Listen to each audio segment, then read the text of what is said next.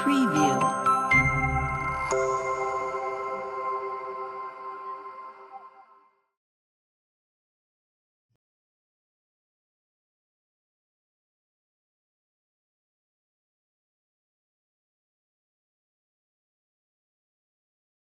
Selamat beraktivitas semuanya. Perkenalkan, nama saya Kelvin Joshua William dari kelas 642B05 Kampus BSI Kaliabang, Bekasi. Di sini saya akan membahas tentang bab 11, yaitu menciptakan kerukunan antar umat beragama di Indonesia. Indonesia adalah negara yang kaya akan keberagaman budaya, suku, bahasa, dan agama. Sebagai rumah bagi berbagai kepercayaan, kehidupan masyarakat di Indonesia dibangun di atas nilai toleransi dan persatuan. Dalam konteks ini, menciptakan kerukunan antar umat beragama berarti membangun suasana yang harmonis di antara individu, antar umat beragama, atau kelompok. Kerukunan ini melibatkan sikap saling menghormati, toleransi, dan kerjasama dalam kehidupan bermasyarakat. Kerukunan antar umat beragama bukan hanya tentang hidup berdampingan secara damai, tapi juga memahami dan menerima perbedaan sebagai kekuatan. Hal ini mencerminkan tentang semboyan nasional kita, yaitu Bhinneka Tunggal Ika, yang berarti berbeda-beda tetapi tetap satu. Kerukunan ini terlihat dalam ibadah, tindakan nyata seperti gotong royong, memberikan bantuan kepada korban bencana alam, atau merayakan hari besar agama bersama-sama. Di tengah tantangan seperti radikalisme ini dan berita hoaks yang dapat memecah belah masyarakat, menciptakan kerukunan adalah menjadi tugas bersama buat kita semua. Pemerintah, tokoh agama, dan masyarakat harus berperan aktif untuk menanamkan nilai-nilai toleransi dan menjaga harmoni. Pendidikan multikultural, dialog antar agama, dan kegiatan sosial lintas agama menjadi langkah konkret untuk mewujudkan hal tersebut. Pada akhirnya, menciptakan kerukunan antar umat beragama bukan hanya soal menjaga perdamaian, tetapi juga membangun bangsa yang kuat, bersatu, dan mampu menghadapi tantangan bersama. Inilah wujud dari nilai-nilai Pancasila dan kekayaan keragaman Indonesia yang patut kita jaga dan kelestariannya. Ya, Indonesia adalah negara yang kaya akan keberagaman. Dari Sabang sampai Merauke, kita memiliki masyarakat yang menganut berbagai agama, budaya, dan tradisi. Keberagaman ini adalah kekuatan besar yang dimiliki bangsa kita. Namun, keberagaman juga membutuhkan kerja keras untuk menjaga harmoni dan toleransi. Salah satu cara paling efektif untuk menjaga harmoni ini adalah dengan menciptakan kerukunan antar umat beragama. Kerukunan bukan hanya tentang hidup berdampingan secara damai, tetapi juga tentang bagaimana kita bisa saling bekerja sama, memahami dan menghormati satu sama lain.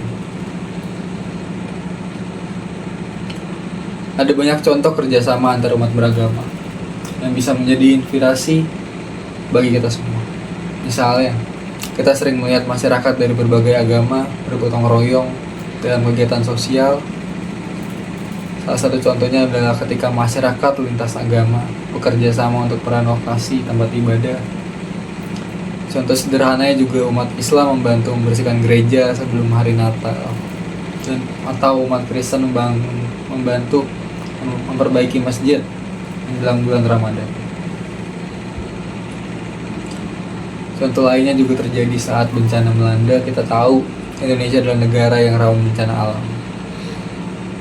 Dalam situasi seperti ini, perbedaan agama seolah-olah menghilang, karena semua orang tahu kita harus bahu-membahu untuk membantu mereka yang sedang mengalami bencana alam.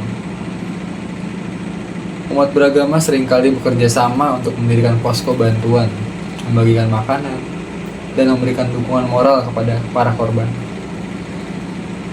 Tidak hanya itu, ada juga program kunjungan bersama ke panti asuhan atau rumah lansia. Misalnya, kelompok lintas agama yang terdiri dari berbagai komunitas mengunjungi panti asuhan untuk memberikan bantuan, berbagi kebahagiaan, dan pendukung anak-anak di sana.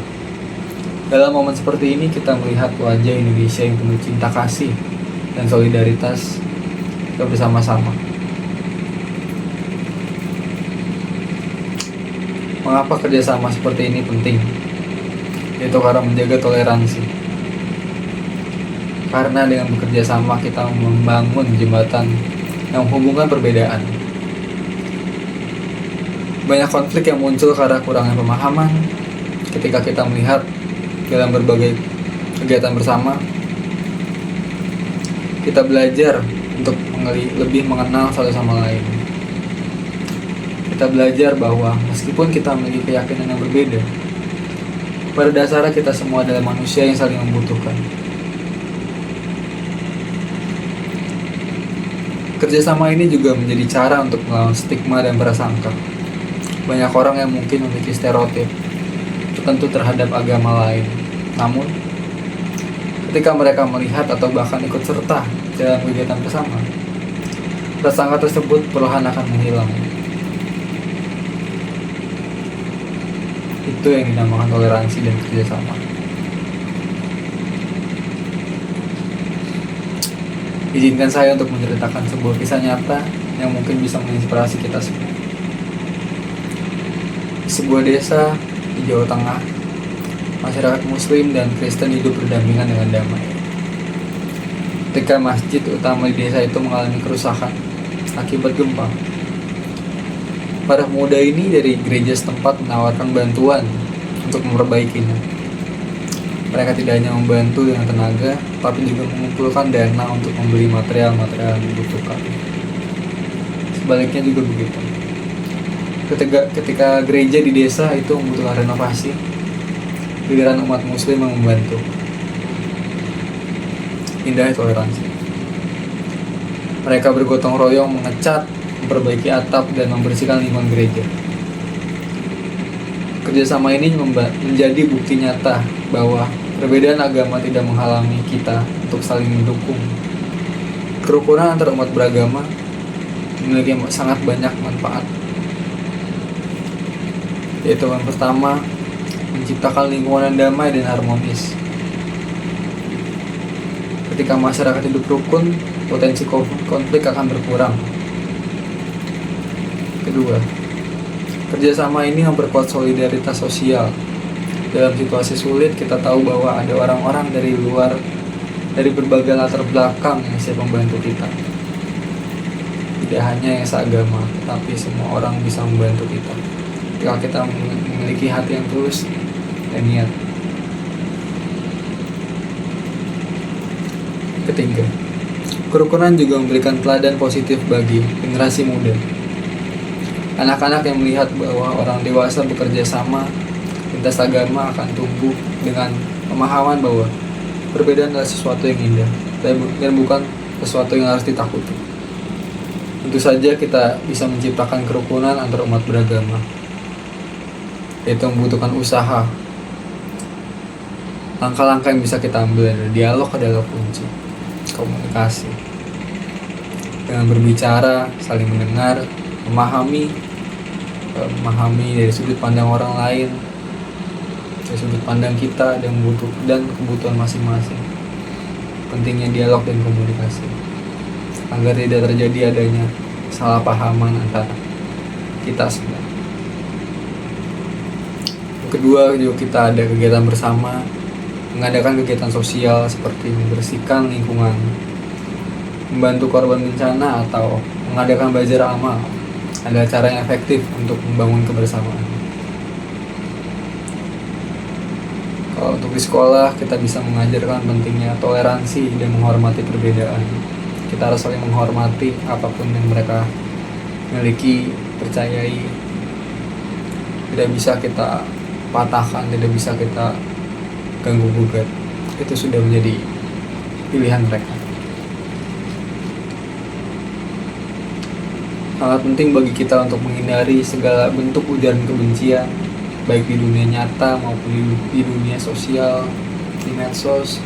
Karena seringkali saya temukan juga banyak sekali ujaran kebencian yang membuat kita tidak adanya toleransi.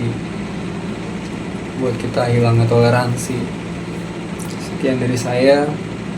Untuk penutupnya adalah kerukunan antarumat beragama adalah fondasi penting bagi keberlanjutan bangsa kita. Indonesia adalah negara yang berdiri di atas keberagaman, dan keberagaman ini adalah anugerah yang harus dijaga.